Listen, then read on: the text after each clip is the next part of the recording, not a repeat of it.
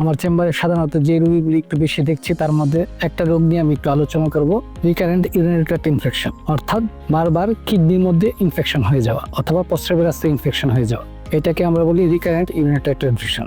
এটা সাধারণত যদি 6 মাসে 2 বার বা তার বেশি হয় অথবা 1 বছরে কমপক্ষে 3 বার বা তার বেশি প্রস্রাবের রাস্তায় ইনফেকশন হয়, তাকে আমরা ইউরিনারি ট্র্যাক্ট ইনফেকশন বলি। এই ধরনের রোগীগুলি সাধারণত কি লক্ষণ নিয়ে আমাদের কাছে আসে? সাধারণত তার ঘন ঘন প্রস্রাব ধরবে, প্রস্রাব করার সময় প্রস্রাবের রাস্তায় জ্বালা পোড়া করবে, রাতে ঘুম থেকে উঠে যেয়ে প্রস্রাবের বেগের জন্য তলপেটে ব্যথা করবে, প্রস্রাব দিয়ে রক্ত আসতে পারে, জ্বর আসবে এবং প্রস্রাবের রাস্তায় ইনফেকশন কিডনি পর্যন্ত পৌঁছে গেলে সাধারণত অতিরিক্ত জ্বর থাকবে, বমি হবে, কোমরের 2 পাশে পিছনে ব্যথা করবে। এই ধরনের রোগীগুলি সাধারণত এই লক্ষণগুলি নিয়ে আমাদের কাছে এসে থাকে।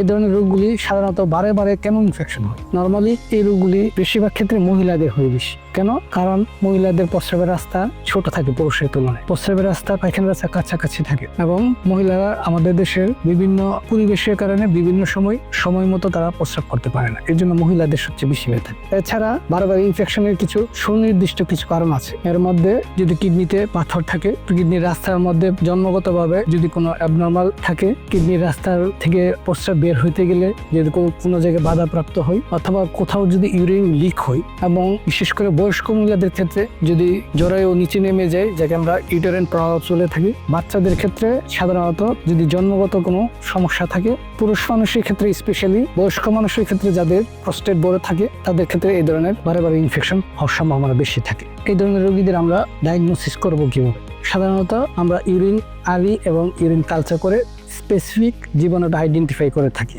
সাথে আমরা আল্ট্রাসোনোগ্রাম করে দেখতে পারি তার কোনো জন্মগত কিডনির রাস্তায় প্রবলেম আছে কিনা, কিডনির রাস্তায় পাথর আছে কিনা, এবং কিডনির রাস্তায় যদি প্রস্রাব বের হইতে কোনো বাধাপ্রাপ্ত হয় কিনা। তারপর আরো কনফার্ম করার জন্য কিডনির রাস্তা থেকে প্রস্রাব বের হওয়ার রাস্তা দেখার জন্য আমরা ইউরোফ্লোমেট্রি করতে পারি। কিডনির কোনো ক্ষতি হয়েছে কিনা এটা দেখার জন্য বিএমএসএ করতে পারি। এই ধরনের রোগীদের চিকিৎসা সাধারণত 2 ভাবে আমরা করে থাকি।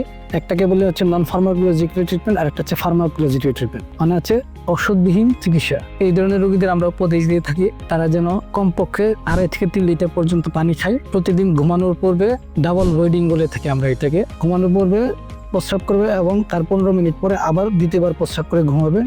মেলামেশার পূর্বে এবং মেলামেশার পরে প্রস্রাব করে থাকবে। এবং কিছু জুস পাওয়া যায়, ক্রেনবায়োটিক জুস, এবং ক্রেনবায়োটিক জুস খেতেও আমরা উপদেশ দিয়ে থাকি। তারপরে আমরা কিছু ফার্মাকোলজিক্যাল ট্রিটমেন্ট দিয়ে থাকি। তার মধ্যে সাধারণত আমরা নাইট্রোফুরান্টোইন, কোট্রাইমাবজেজল, সেফালেক্সিন এই ধরনের অ্যান্টিবায়োটিক দিয়ে চিকিৎসা করে থাকি। এবং কিছু রোগীর ক্ষেত্রে 6 to 12 মাস পর্যন্ত চিকিৎসা কন্টিনিউ করতে থাকে। এই ক্ষেত্রে লো ডোজে এই অ্যান্টিবায়োটিকগুলি আমরা কন্টিনিউ করে থাকি। এবং বিশেষ করে কিছু রোগী আছে, বিশেষ করে গর্ভবতী মায়েদের, তাদের হচ্ছে প্রস্রাবের রাস্তায় ইনফেকশন থাকে, তাদের কোনো লক্ষণ থাকে না। এই ধরনের রোগীদের যদি ইনফেকশন থাকে, লক্ষণ নাও থাকে, তাও আমাদের চিকিৎসা করতে হবে। ধন্যবাদ। আমি ডাক্তার মোহাম্মদ সুমন সরকার, কিডনি রোগ বিশেষজ্ঞ, MD nephrology, from Dhaka medical college.